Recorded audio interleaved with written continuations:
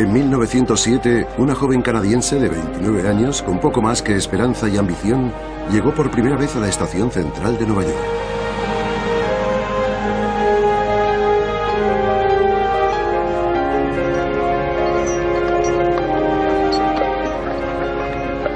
Así empezó la carrera de una de las maquilladoras personales más importantes de la historia, y con ella la de un gran imperio financiero. Elizabeth Arden fue una gran emprendedora. Tenía un gran olfato y supo ver las oportunidades, arriesgarse cuando fue necesario y ver hacia dónde iba el mercado.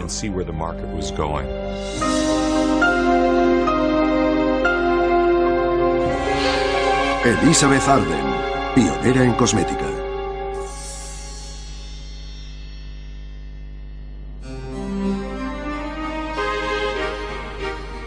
Durante la represiva época victoriana, una joven encantadora de la clase alta británica, Susan Tutt, desafió a su familia y se fugó desde Cornwall hasta Canadá con un tal William Graham, un elegante pero pobre ganadero.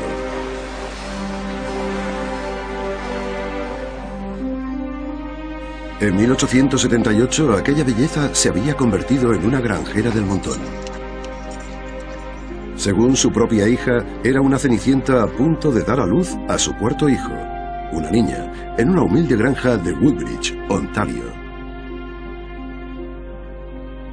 Había tenido varias hijas, y las niñas necesitarían dinero para vestirse, para el colegio, para la dote, pero deseaba que aquella niña lograse algo importante. Por eso le puso por nombre el de la mujer más dinámica de la época, aparte de la reina Victoria. La bautizaron como Florence Nightingale Graham.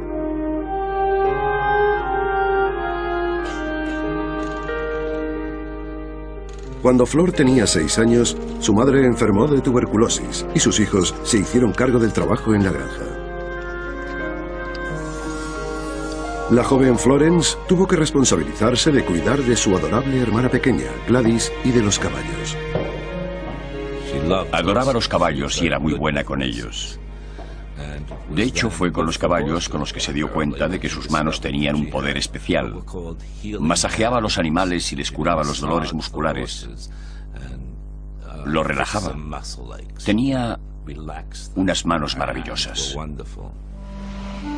Su madre tenía miedo de que Flor se convirtiese en una simple granjera, tan inútil como su marido. El padre, cierto es, no hacía nada bien. Cada vez que ganaba algo de dinero se iba y volvía con un caballo, normalmente un jamelgo, con el que tenía pensado convertir todos sus sueños en realidad. Con aquel caballo quería ganar carreras, pero nunca lo conseguía.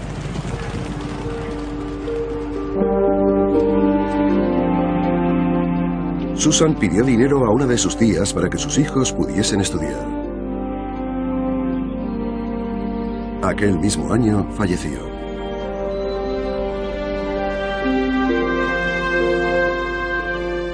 Sus hijas se quedaron sin nadie que las guiase hasta su vida adulta. A Flor se le rompió el corazón y jamás se recuperó de aquella sensación de soledad.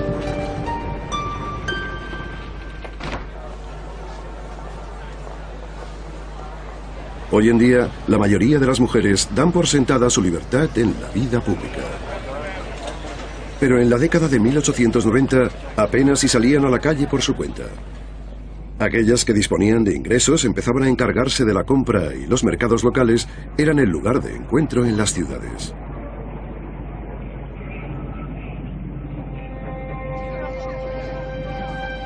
Flor era una chica de pueblo que ayudaba a su padre a vender verduras y que se sentía intrigada por aquellas mujeres bien vestidas, de complexión perfecta, voces coquetas y un aspecto refinado. Elizabeth Arden fue como una esponja toda su vida.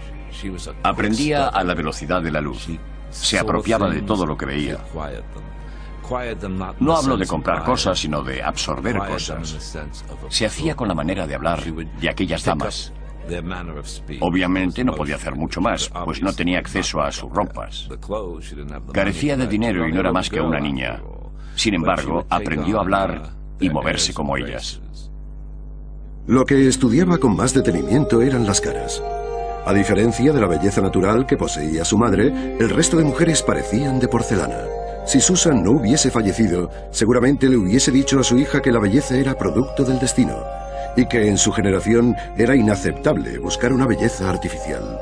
Sin embargo, Flor convivía con una generación que intentaba deshacerse de una censura patriarcal que duraba ya siglos y que buscaba crear una imagen pública. En la época victoriana, las mujeres no se maquillaban porque el sentimiento general era que solo hacían tal cosa las mujeres de dudosa reputación, las prostitutas, aquellas que carecían de moral. Sin embargo, sí cuidaban su piel en la intimidad. Muchas de aquellas mujeres de principios de la era victoriana iban más allá a la hora de buscar una belleza natural. Se basaban en la idea de que la cara es el reflejo del alma, teniendo en cuenta que la claridad de esta indicaba la pureza moral. Sus ingredientes secretos iban desde el limón y el peróxido hasta mezclas tóxicas que podrían costarles la vida a cambio de aclararles la piel. La cara es el reflejo del alma. Era la frase que acompañaba a aquel valor patriarcal. Desde el punto de vista masculino de entonces, las mujeres estaban para que se las viera, y aquellos que apreciaban su belleza eran siempre varones. Pero los varones habían sido muy crueles a la hora de mirar. Los dibujos animados que satirizaban a las mujeres por su apariencia son un gran ejemplo de la doble moral en las que ellas se veían envueltas en aquella época. Por un lado, los hombres exigían que las mujeres fuesen bellas, pues solo aquellas más hermosas vivirían un romance de verdad. Pero por otro lado, las criticaban por utilizar cosméticos o cualquier otro truco.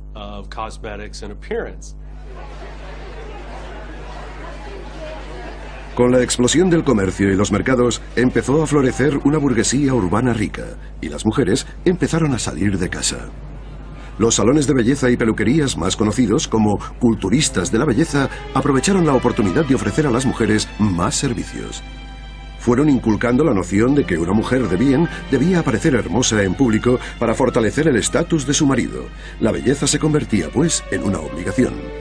Las culturistas de la belleza desempeñaron un papel crucial en la apertura de la esfera pública femenina. Al mismo tiempo que fomentaban la idea, se aprovechaban de ella. Flor no tardó en darse cuenta de que los hombres se mostraban deferentes con ellas. La reacción de su propio padre le dio las claves. Era un hombre al que le encantaba flirtear. De hecho, así era como conseguía que ellas comprasen en su puesto. Las adulaba y al mismo tiempo se mostraba servil con ellas. Flor odiaba aquella relación. Odiaba ver a su padre, el único hombre en su vida, denigrarse de aquella manera. Absorbió como una esponja lo que veía. Y lo que veía eran mujeres con poder. Si eras hermosa y tenías dinero, tenías poder. A pesar de su corta edad, Flor entendió que el mundo estaba cambiando. Lo que necesitaba era dinero y no amor. A su madre el amor solo le había dado una muerte prematura. Ya de pequeña, cuando alguien le preguntaba a Florence qué quería ser de mayor, ella respondía: quiero ser la niña más rica del mundo.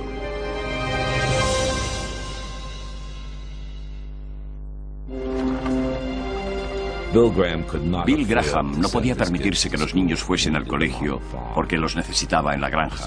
Así que abandonaron los estudios y Flor no terminó el bachillerato. Lo de hacerse rica tendría que esperar, pero no se iba a quedar en la granja. Había decidido buscarse una profesión. Se marchó a Toronto a estudiar enfermería porque pensó que el poder curativo de sus manos la iba a ayudar. Allí revivió la enfermedad de su madre. No tardó en darse cuenta de que odiaba las tareas básicas de la enfermería. No le gustaba ver gente enferma. Detestaba esa fealdad que aflora con las enfermedades. Desde luego no la atraían ni la suciedad, ni la sangre, ni los demás aspectos asociados a la enfermería. Dejó la escuela cuando conoció al químico del hospital. Había visto a alguien experimentar con una crema que aliviaba el dolor. Y ella se preguntó si se podría conseguir una crema que volviese la piel más clara, más brillante, más hermosa y pura.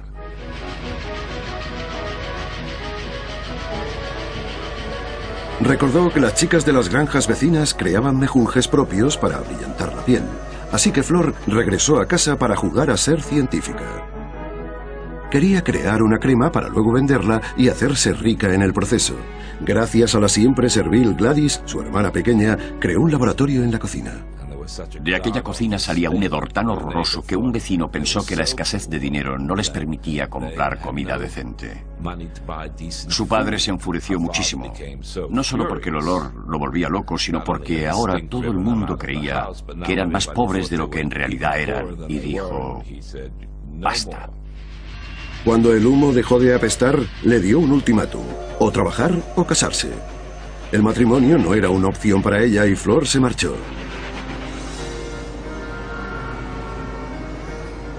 Las ciudades de hoy en día no esperan por nadie. El Toronto de entonces tampoco. Parecía ir demasiado rápido para Flor. Ella se estaba quedando atrás. No tenía conocimientos de mercadeo. No podía hacer nada más. Nada. Estaba sin opciones. Por suerte podía consolarse con el nuevo mundo del celuloide.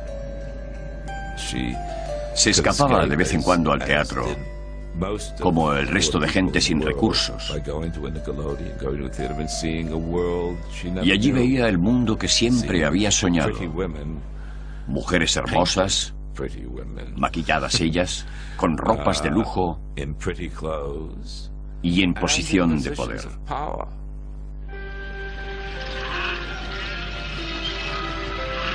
En 1907, Flor dejó su trabajo y se marchó a Nueva York, donde su hermano Bill era ya un hombre de negocios respetable.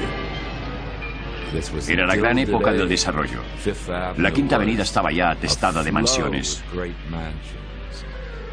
Solían llamar a aquella calle la Milla de las Mujeres y concentraba un gran número de tiendas de una elegancia indiscutible. Flor vio la Quinta Avenida y supo que aquella era su calle. Retomó la costumbre de imitar a las señoras, esta vez incluso confeccionando sus propias ropas. Ahora sí podría recrear sus sueños y hacerlos realidad.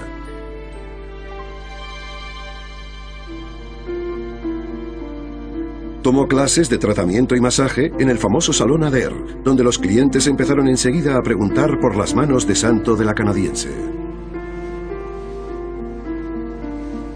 Allí conoció a una mujer llamada Elizabeth Hubbard.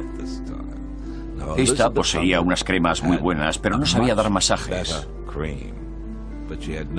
Florence, por el contrario, no tenía cremas, aunque sí tenía un don en las manos. Se unieron y abrieron un pequeño salón de belleza en la Quinta Avenida, con la calle 42. En una época en la que las mujeres no podían salirse prácticamente de la costura y los sombreros, la cultura a la belleza era un espacio abierto para que solo las mujeres más ambiciosas lograsen el éxito. Aquellas dos damas no lograron ponerse de acuerdo al escoger el nombre del salón, y Elizabeth Hubbard se echó atrás.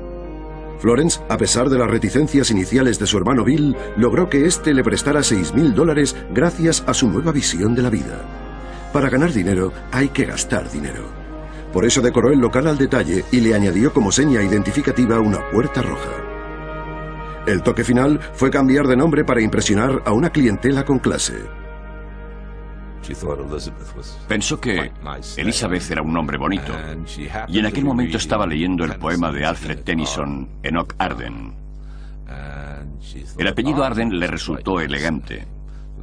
Lo primero que hizo fue escribirse una carta a sí misma dirigida a la señorita Elizabeth Arden. La leyó y pensó que quedaba perfecto. Flor seguía trabajando de esteticista durante el día, pero por las noches se convertía en Elizabeth Arden y con una bata blanca mezclaba perfumes con las cremas griegas de Elizabeth Hubbard.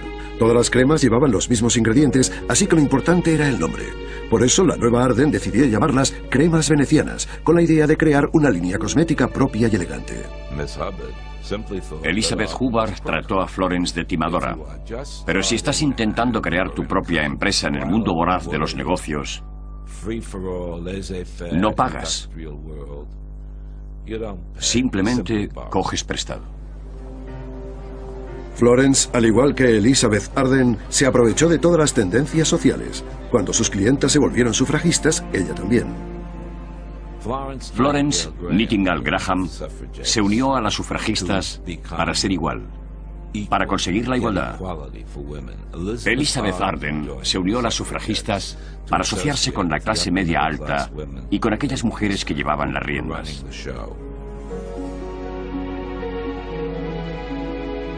Florence, la esteticista, había desaparecido a ojos del mundo. Ahora se hablaba de Elizabeth Arden, la dueña del salón más famoso de la Quinta Avenida, cuyo nombre estaba a punto de convertirse en marca. Hoy en día un producto tiene que ser ostentoso para ganarse la primera fila en las estanterías. En 1910, la industria cosmética empezaba a moverse en esa línea. Salían a la venta los primeros artículos envueltos en embalajes llamativos.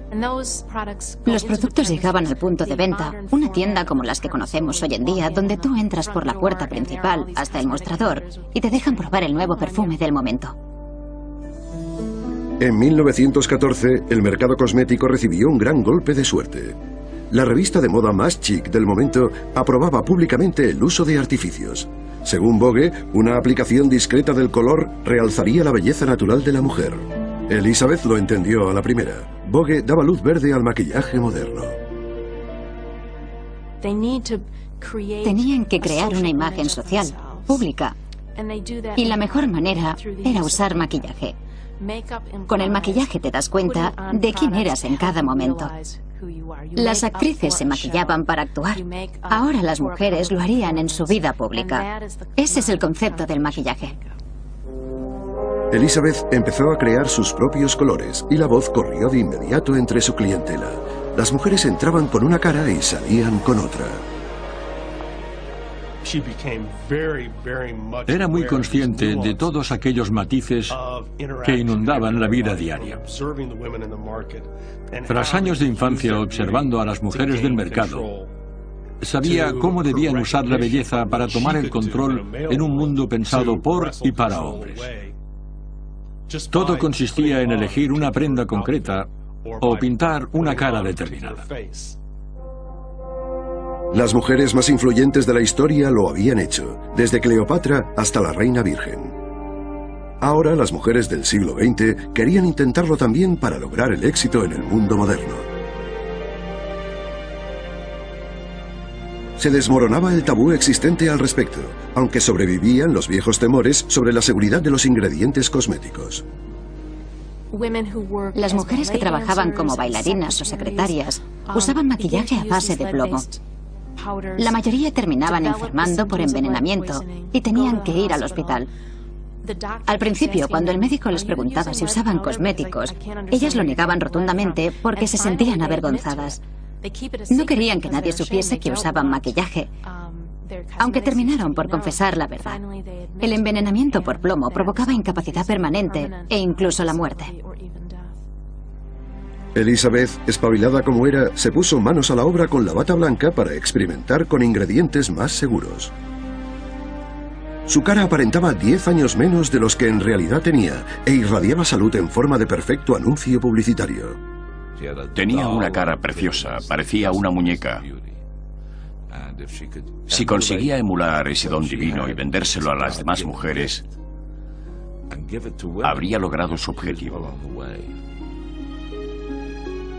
Elizabeth Arden iba por el buen camino.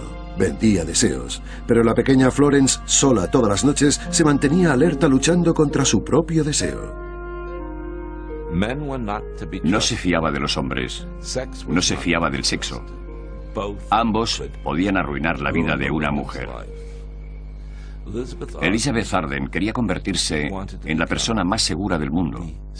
Y solo había una manera de lograr tal cosa: ser una mujer independiente. Pero para ser totalmente independiente, necesitaba hacerse rica. Florence Nightingale Graham despreciaba a los hombres. La hermosa señorita Arden los atraía. En 1914, gracias a su éxito reciente, logró convencer a un banquero, Thomas Jenkins Lewis, para que le consiguiera un préstamo. Él se enamoró, ella no. Se fue a París en agosto, en vísperas de la guerra. Era consciente del peligro que se avecinaba, pero nada detuvo a Elizabeth. Visitó todos los salones de belleza más famosos y recogió muestras de cosméticos, de polvos y de su amor secreto, los perfumes. Entró también en un restaurante-café de mucha categoría y vio brillar la mirada de las mujeres presentes. Llevaban los ojos pintados. Regresó inmediatamente a su laboratorio y empezó a investigar. Agarraba a camareras indefensas y les pintaba los ojos. Intentaba maquillarlas. Era demasiado descarada. Aquellas camareras asustadas rompían a llorar enseguida. Así fue como Elizabeth descubrió que si llorabas con el maquillaje puesto, 2 líneas gordas y negras discurrirían por tu cara.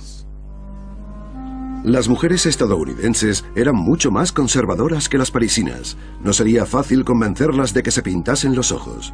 Pero Elizabeth estaba segura de que lo conseguiría. Al iniciarse la guerra, Elizabeth consiguió un camarote en el Lusitania. A bordo iba también Tommy Lewis, el director del banco. El peligro acerca a la gente y Tommy y Elizabeth se hicieron inseparables. Él pensó que ella tenía 26 años cuando en realidad tenía 36. Y ella descubrió que los hombres sí podían resultar útiles. Al ir juntos, los invitaban a unirse a otras parejas en primera clase.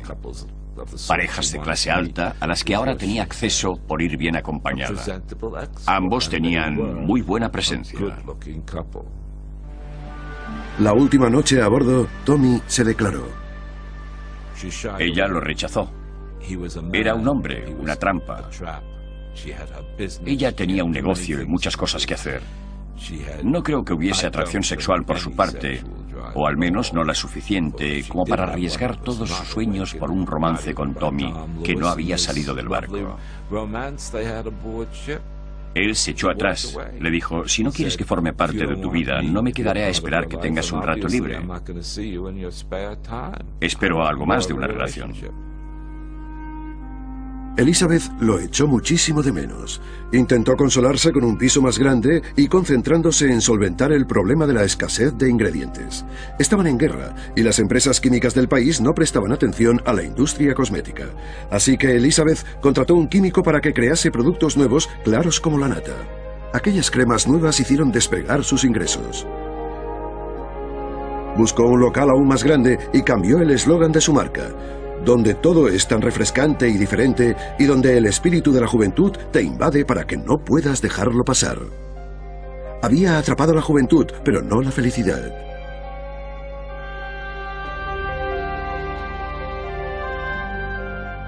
Hizo falta una tragedia para que la encontrase.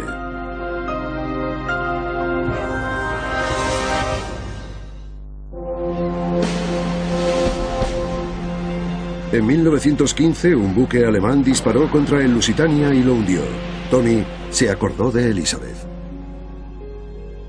Le llamó y le dijo que el hundimiento de Lusitania le había hecho recordar los buenos tiempos que habían pasado juntos.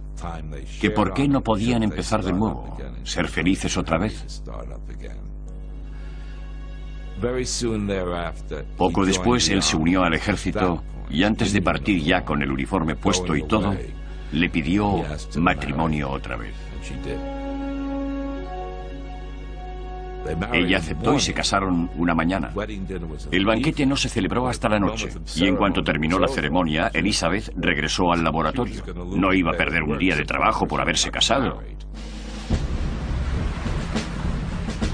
Cuando Tommy se fue a la guerra, Elizabeth apenas notó su ausencia.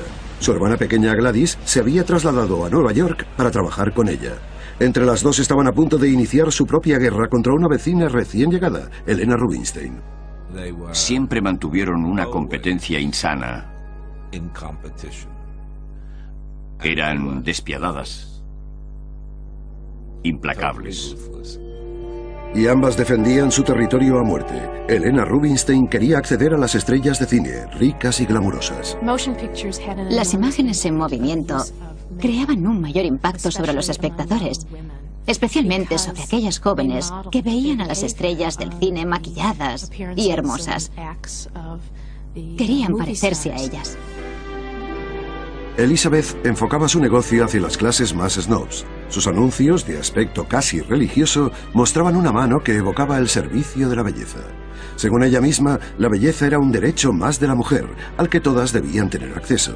Sin embargo, el precio de sus productos lanzaba un mensaje distinto. Cultivaba un mercado de élite, de clase alta. Rodeaba sus productos de un aura de exclusividad que enviaba el mensaje de que aquellas mujeres que compraban un producto Arden o bien pertenecían a la clase alta o bien aspiraban a conseguirlo. Sus productos eran exclusivos. No cualquier mujer podía permitírselos. Aquellos dos titanes de la cosmética estaban a punto de enfrentarse a Goliat.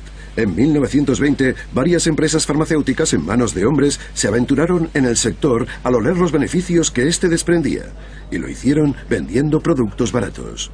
Todas las mujeres, sin importar su clase social, recibieron el mensaje de que aquel maquillaje era una forma de expresar su identidad femenina y no una simple máscara. Si compraban cosméticos y se maquillaban, estarían en el buen camino hacia la autorrealización y el éxito. El lenguaje de los cosméticos, que hoy en día es algo muy común, empezó en realidad en la década de 1920. Salían a la venta un montón de productos nuevos y tenían que venderlos a cuantas más mejor. De repente se acabó la guerra y Tommy regresó a casa sin empleo. Elizabeth lo contrató. Desde el principio había dejado muy clara la situación. Aquel negocio le pertenecía a ella y solo a ella.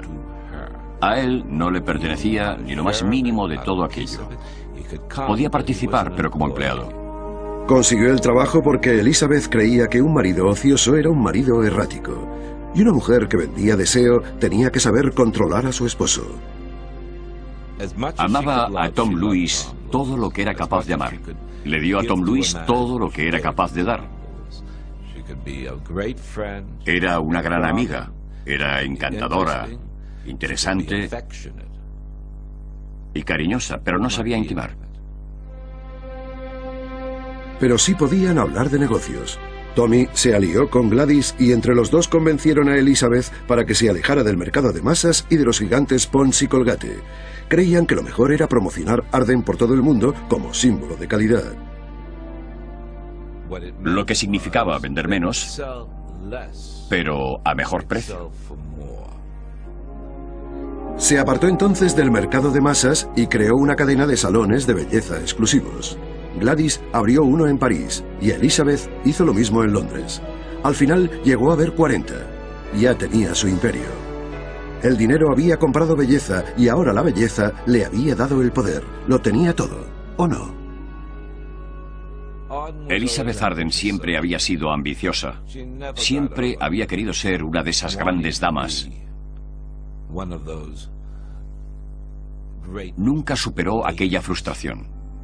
Era su sueño de verdad.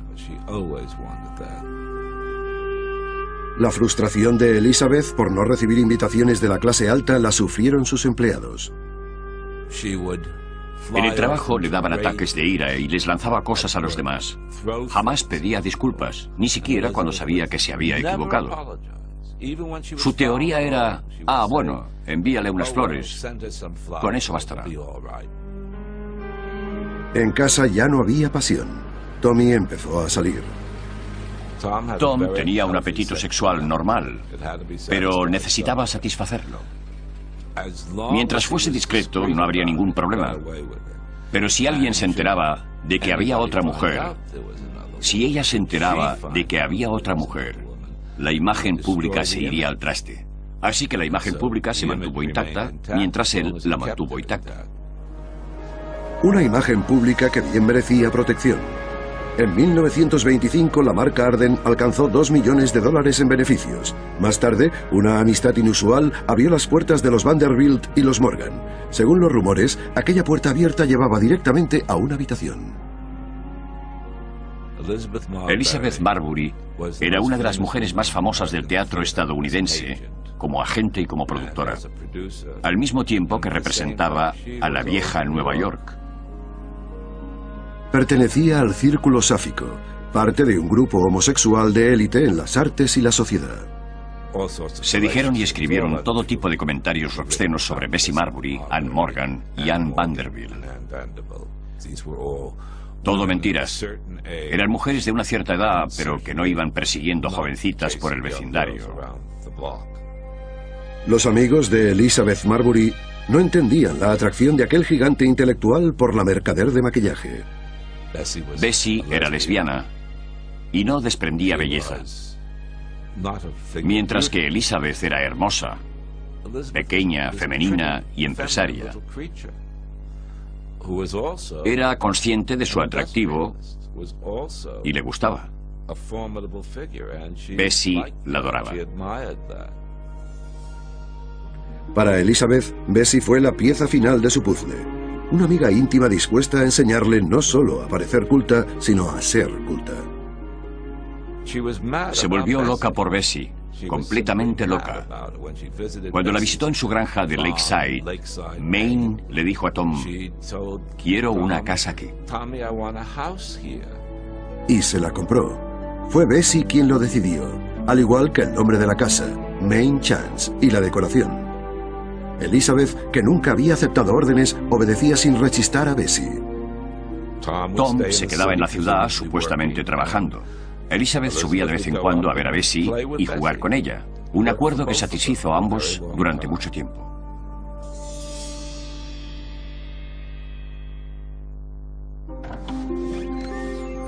En 1929 llegó la Gran Depresión, pero no para Elizabeth. Ella era feliz. Con 50 años no aparentaba más de 38, que eran los que ella afirmaba tener. Rechazó una oferta de $15 millones por su empresa y en 1931, de fiesta en Saratoga, encontró su nuevo pasatiempo. A partir de entonces compró y crió purasangres. Más adelante, con la ayuda de Bessie, se deshizo de Tom y de aquellos que no le eran fieles. Cuando se enteró de que su hermano Bill ayudaba a Tom con el tema de las infidelidades, lo despidió sin remilgos. De hecho, el día de su muerte, sus únicas palabras fueron: ha fallecido el hermano de mi hermana. Va a ser un día duro en la oficina. De repente un día perdió a su única amiga. Bessie murió. Para calmar aquel sentimiento de soledad absoluta, creó un templo a Afrodita en memoria de su gran amiga y lo dedicó al culto a la belleza. Los hombres no podían entrar. Maine Chance se convirtió en el primer balneario dedicado a la belleza. Allí las mujeres iban a ponerse guapas. La comida era excelente, pero de dieta. Nadie había hecho algo así jamás. Las mujeres se arreglaban para cenar.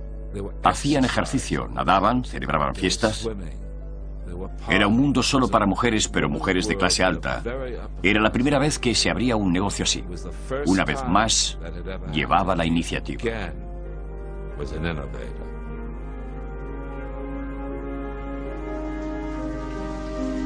Mientras en su spa todas las mujeres recibían tratamientos especiales, ella se dedicaba también a adorar a los caballos de carreras que había comprado.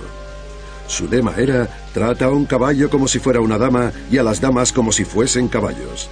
Ella misma masajeaba a los animales con su última creación. Había desarrollado lo que muchos dieron en llamar la mejor crema de tratamiento jamás creada en el sector cosmético.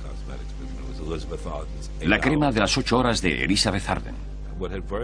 Lo que había empezado siendo un sueño utópico de una joven loca por los cosméticos, acabó por convertirse en parte esencial del tratamiento de caballos en los años 30. Todo el mundo usaba la crema de las 8 horas para cuidar a los caballos, además de usarla para ellos mismos.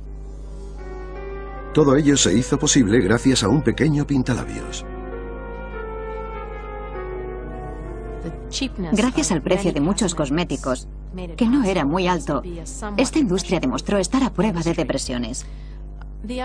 También hay que tener en cuenta que el proceso de embellecimiento y este culto a lo bello se basan en esperanza y aspiraciones, en el deseo de cambiar. Ya que eran tiempos difíciles y la esperanza decaía por momentos, resultaba fácil consolarse con los placeres más pequeños. como los que se encuentran en el mostrador de la droguería. Elizabeth había construido un imperio con productos que la mayoría de los gigantes industriales norteamericanos consideraban triviales. Lo había logrado incluso en la época de la Gran Depresión y tras rechazar una oferta de $25 millones libres de impuestos. Lo consiguió porque, al igual que su clientela, estaba convencida de que el maquillaje ofrecía esperanza y aspiraciones.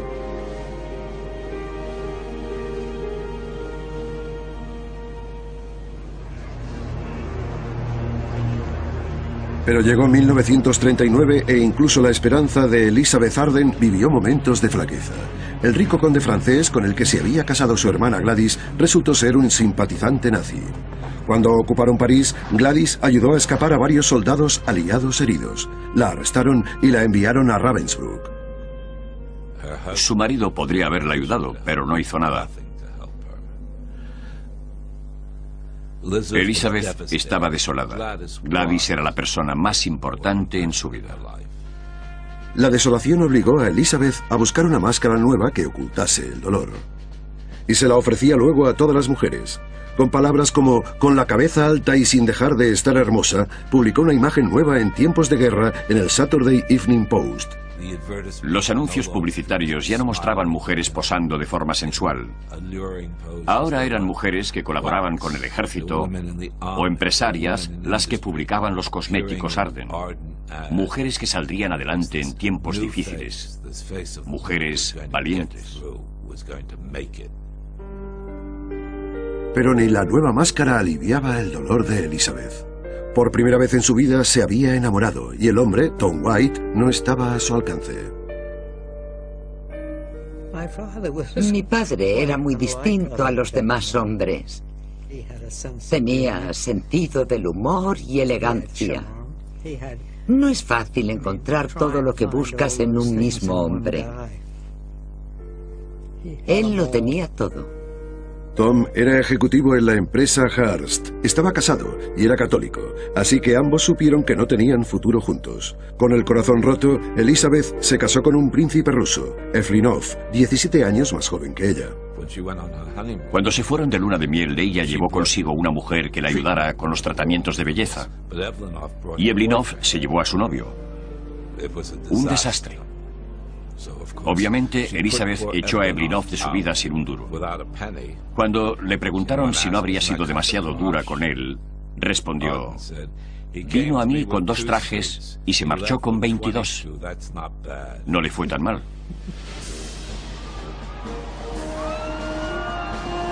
En otoño de 1944 recuperó la esperanza. Los alemanes desocuparon París, se reabrió el salón de belleza y Gladys salió del campo de concentración.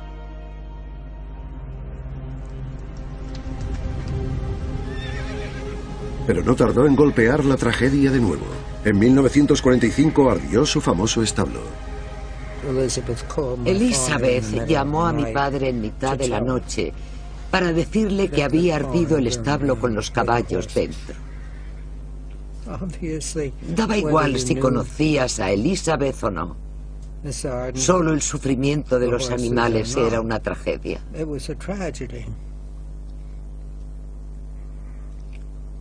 No me gusta pensar en ello. Weather cloudy, track sloppy and slow at Churchill Downs.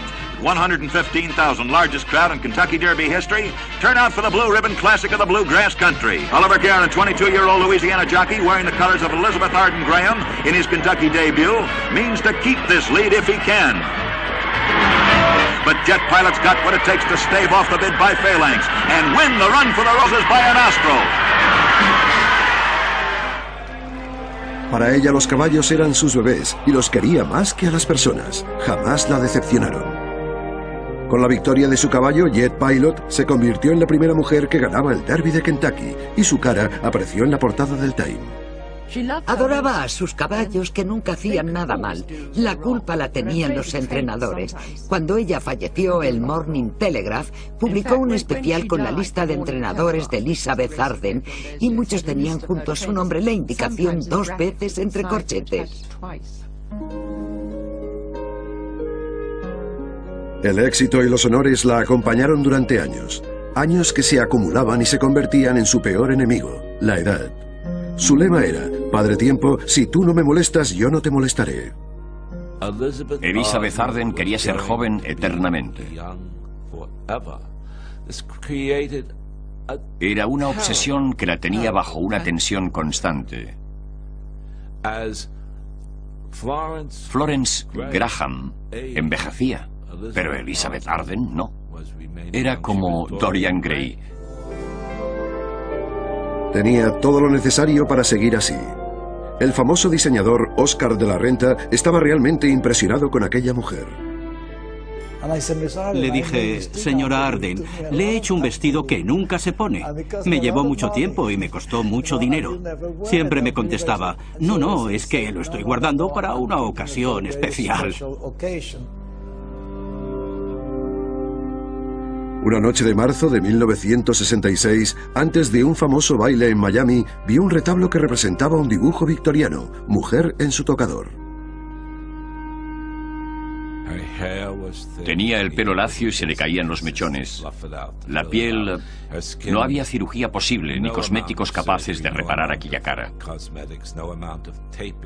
Era imposible parecer joven cuando se llegaba a los 80 años. No dejó de mirarse en el espejo mientras la ayudaban a arreglarse para parecer más joven y guapa. Ella se miraba y al final dijo, soy vieja, muy vieja. No me ha de quedar mucho. Aquel año su empresa estaba valorada en $60 millones. Ella tenía en realidad 89 años y falleció.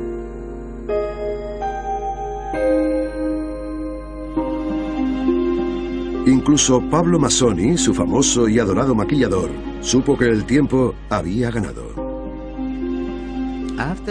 Cuando falleció, el señor Gardiner, presidente de Elizabeth Arden, quiso hacerme un favor ofreciéndome el honor de preparar el cadáver de Elizabeth para el velatorio. Yo jamás he maquillado a una persona muerta. Me bloqueé y me dio miedo mi propia reacción. Así que al final le dije que según mi religión, eso no debe hacerse. Y que por favor le ofreciese el honor a otra persona. Y eso fue lo que ocurrió. Tiempo después, la gente venía a mí y me decía, estaba hermosa, estaba realmente bella en el ataúd. Siempre contesté que no lo había hecho yo. El funeral tuvo lugar el 21 de octubre en St. James, Nueva York. Llevaba puesto el vestido de Oscar de la Renta. Para mí fue una sorpresa total y absoluta.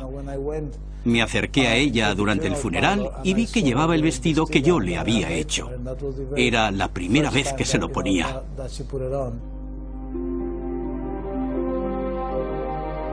Los más ricos y famosos se acercaron a darle el último adiós a Florence Nightingale Graham, la hija de un granjero. Creo que en ningún momento durante toda su larga vida dejó de ser Florence Nightingale Graham. La cara con la que se enfrentó al mundo nunca llegó a ser su verdadera identidad.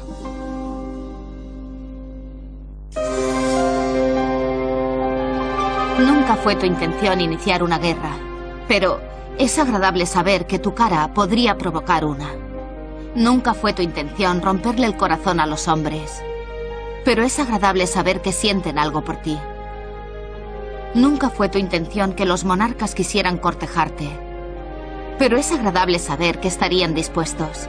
Nunca fue tu intención que las mujeres envidiaran la belleza que te legó Elizabeth Arden, pero es agradable saber que sí lo hacen.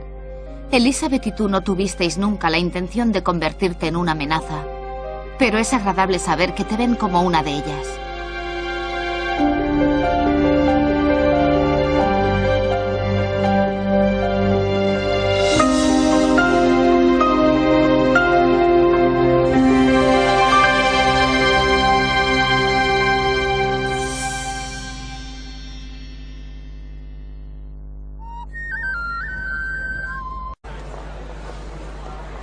Hoy en día, la mayoría de las mujeres dan por sentada su libertad en la vida pública.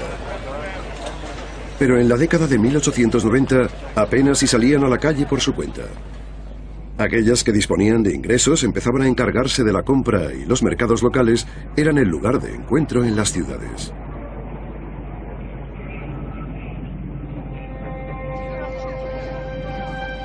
Flor era una chica de pueblo que ayudaba a su padre a vender verduras y que se sentía intrigada por aquellas mujeres bien vestidas, de complexión perfecta, voces coquetas y un aspecto refinado. Elizabeth Arden fue como una esponja toda su vida. Aprendía a la velocidad de la luz. Se apropiaba de todo lo que veía. No hablo de comprar cosas, sino de absorber cosas. Se hacía con la manera de hablar de aquellas damas. Obviamente no podía hacer mucho más, pues no tenía acceso a sus ropas. Carecía de dinero y no era más que una niña. Sin embargo, aprendió a hablar y moverse como ellas. Lo que estudiaba con más detenimiento eran las caras. A diferencia de la belleza natural que poseía su madre, el resto de mujeres parecían de porcelana. Si Susan no hubiese fallecido, seguramente le hubiese dicho a su hija que la belleza era producto del destino y que en su generación era inaceptable buscar una belleza artificial. Sin embargo, Flor convivía con una generación que intentaba deshacerse de una censura patriarcal que duraba ya siglos y que buscaba crear una imagen pública. En la época victoriana, las mujeres no se maquillaban porque el sentimiento general era que solo hacían tal cosa las mujeres de dudosa reputación, las prostitutas, aquellas que carecían de moral. Sin embargo... Importante. Por eso le puso por nombre el de la mujer más dinámica de la época, aparte de la reina Victoria. La bautizaron como Florence Nightingale Graham.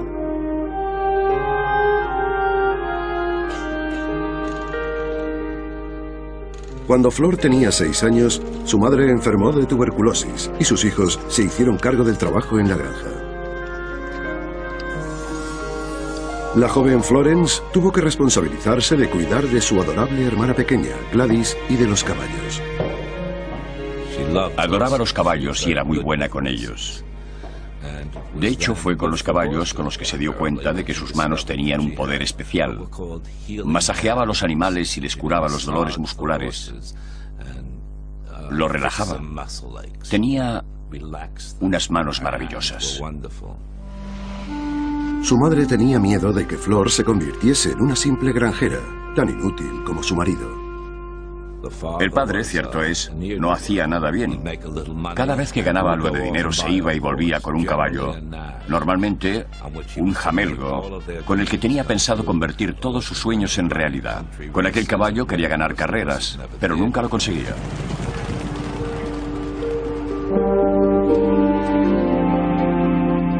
Susan pidió dinero a una de sus tías para que sus hijos pudiesen estudiar. Aquel mismo año falleció.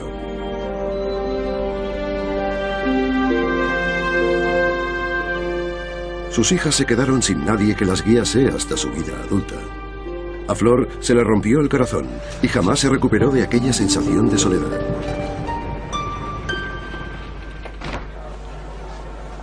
Sí cuidaban su piel en la intimidad. Muchas de aquellas mujeres de principios de la era victoriana iban más allá a la hora de buscar una belleza natural.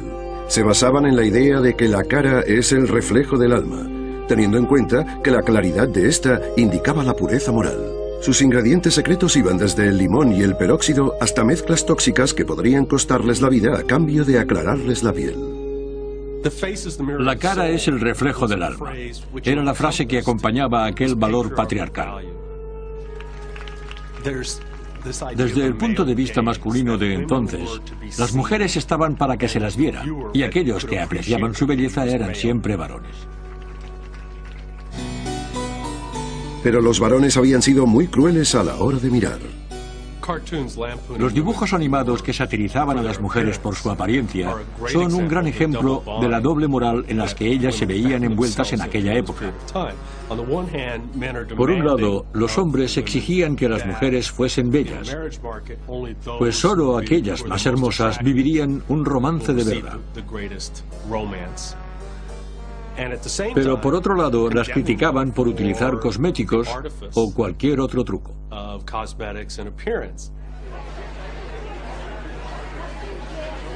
Con la explosión del comercio y los mercados, empezó a florecer una burguesía urbana rica, y las mujeres empezaron a salir de casa. Los salones de belleza y peluquerías más conocidos como culturistas de la belleza aprovecharon la oportunidad de ofrecer a las mujeres más servicios. Fueron inculcando la noción de que una mujer de bien debía aparecer hermosa en público para fortalecer el estatus de su marido. La belleza se convertía, pues, en una obligación. Los culturistas de la belleza desempeñaron un papel crucial en la apertura de la esfera pública femenina. Al mismo tiempo que fomentaban la idea, se aprovechaban de ella. Flor no tardó en darse cuenta de que los hombres se mostraban deferentes con ellas. La reacción de su propio padre le dio las claves. Era un hombre al que le encantaba flirtear. De hecho, así era como conseguía que ellas comprasen en su puesto. Las adulaba y al mismo tiempo se mostraba servil con ellas. Flor odiaba aquella relación. Odiaba ver a su padre, el único hombre en su vida, denigrarse de aquella manera. Absorbió como una esponja lo que veía. Y lo que veía eran mujeres con poder. Si eras hermosa y tenías dinero, tenías poder.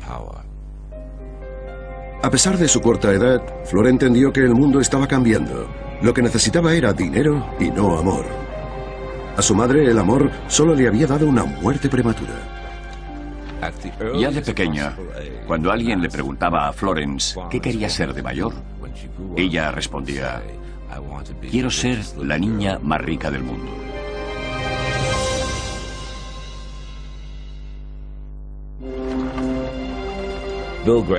Bill Graham no podía permitirse que los niños fuesen al colegio porque los necesitaba en la granja. Así que abandonaron los estudios y Flor no terminó el bachillerato. Lo de hacerse rica tendría que esperar, pero no se iba a quedar en la granja. Había decidido buscarse una profesión. Se marchó a Toronto a estudiar enfermería porque pensó que el poder curativo de sus manos la iba a ayudar. Allí revivió la enfermedad de su madre.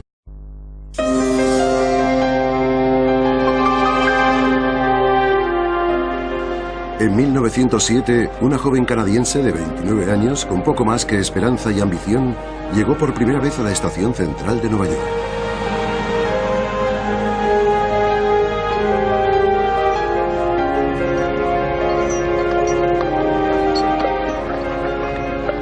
Así empezó la carrera de una de las maquilladoras personales más importantes de la historia, y con ella la de un gran imperio financiero. Elizabeth Arden fue una gran emprendedora. Tenía un gran olfato y supo ver las oportunidades, arriesgarse cuando fue necesario y ver hacia dónde iba el mercado.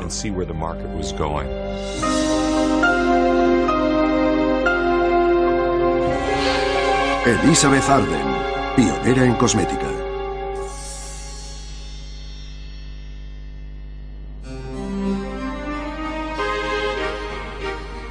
Durante la represiva época victoriana, una joven encantadora de la clase alta británica, Susan Tadd, desafió a su familia y se fugó desde Cornwall hasta Canadá con un tal William Graham, un elegante pero pobre ganadero.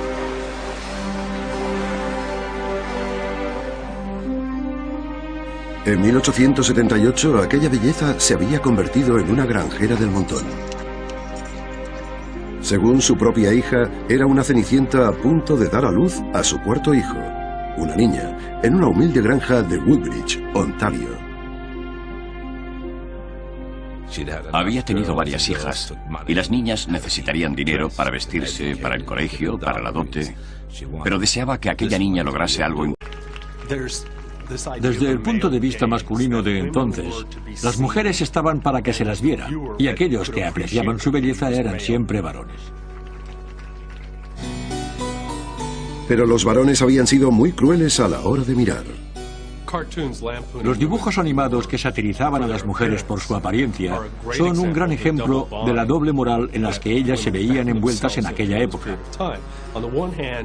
Por un lado, los hombres exigían que las mujeres fuesen bellas, pues solo aquellas más hermosas vivirían un romance de verdad. Pero por otro lado, las criticaban por utilizar cosméticos o cualquier otro truco.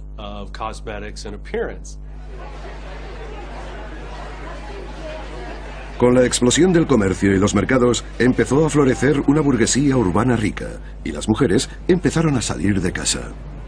Los salones de belleza y peluquerías más conocidos como culturistas de la belleza aprovecharon la oportunidad de ofrecer a las mujeres más servicios. Fueron inculcando la noción de que una mujer de bien debía aparecer hermosa en público para fortalecer el estatus de su marido. La belleza se convertía, pues, en una obligación. Los culturistas de la belleza desempeñaron un papel crucial en la apertura de la esfera pública femenina. Al mismo tiempo que fomentaban la idea, se aprovechaban de ella. Flor no tardó en darse cuenta de que los hombres se mostraban deferentes con ellas. La reacción de su propio padre le dio las claves. Era un hombre al que le encantaba flirtear. De hecho, así era como conseguía que ellas comprasen en su puesto. Las adulaba y al mismo tiempo se mostraba servil con ellas. Flor odiaba aquella relación. Odiaba ver a su padre, el único hombre en su vida, denigrarse de aquella manera. Absorbió como una esponja lo que veía. Y lo que veía eran mujeres.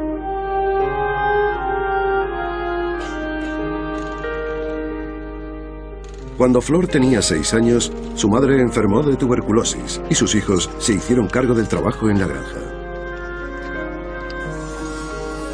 La joven Florence tuvo que responsabilizarse de cuidar de su adorable hermana pequeña, Gladys, y de los caballos. Adoraba los caballos y era muy buena con ellos.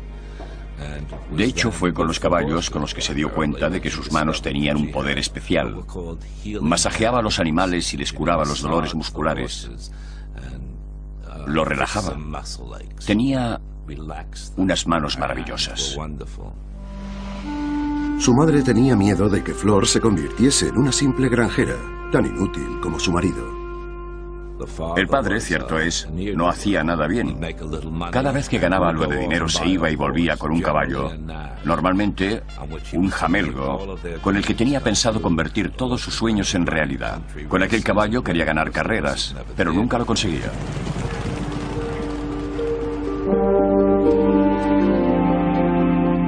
Susan pidió dinero a una de sus tías para que sus hijos pudiesen estudiar. Aquel mismo año falleció.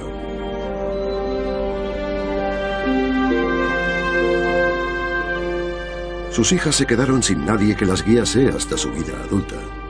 A Flor se le rompió el corazón y jamás se recuperó de aquella sensación de soledad.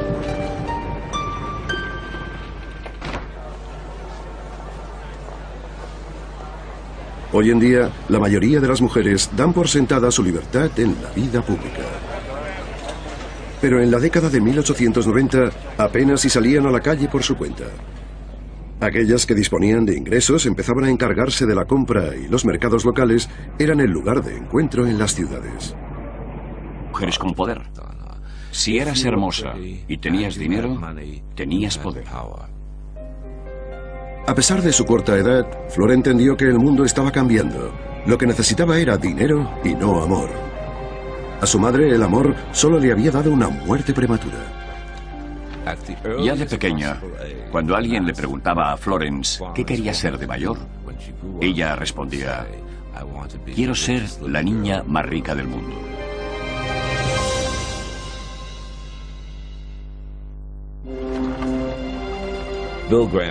Bill Graham no podía permitirse que los niños fuesen al colegio porque los necesitaba en la granja. Así que abandonaron los estudios y Flor no terminó el bachillerato. Lo de hacerse rica tendría que esperar, pero no se iba a quedar en la granja. Había decidido buscarse una profesión. Se marchó a Toronto a estudiar enfermería porque pensó que el poder curativo de sus manos la iba a ayudar. Allí revivió la enfermedad de su madre. No tardó en darse cuenta de que odiaba las tareas básicas de la enfermería. No le gustaba ver gente enferma. Detestaba esa fealdad que aflora con las enfermedades. Desde luego no la atraían ni la suciedad, ni la sangre, ni los demás aspectos asociados a la enfermería. Dejó la escuela cuando conoció al químico del hospital. Había visto a alguien experimentar con una crema que aliviaba el dolor. Y ella se preguntó si se podría conseguir una crema que volviese la piel más clara, más brillante, más hermosa y pura.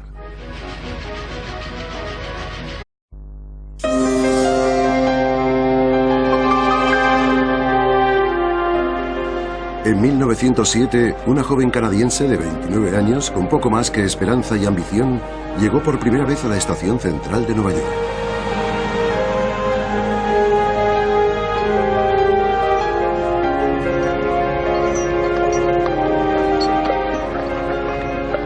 Así empezó la carrera de una de las maquilladoras personales más importantes de la historia, y con ella la de un gran imperio financiero. Elizabeth Arden fue una gran emprendedora. Tenía un gran olfato y supo ver las oportunidades, arriesgarse cuando fue necesario y ver hacia dónde iba el mercado.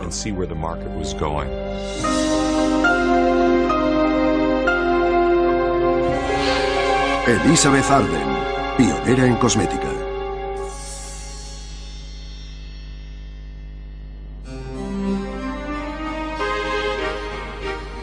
Durante la represiva época victoriana, una joven encantadora de la clase alta británica, Susan Todd, desafió a su familia y se fugó desde Cornwall hasta Canadá con un tal William Graham, un elegante pero pobre ganadero.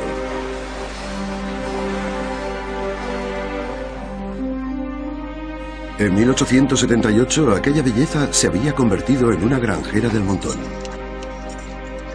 Según su propia hija, era una cenicienta a punto de dar a luz a su cuarto hijo, una niña, en una humilde granja de Woodbridge, Ontario. Había tenido varias hijas, y las niñas necesitarían dinero para vestirse, para el colegio, para la dote, pero deseaba que aquella niña lograse algo importante. Por eso le puso por nombre el de la mujer más dinámica de la época, aparte de la reina Victoria. La bautizaron como Florence Nightingale Graham.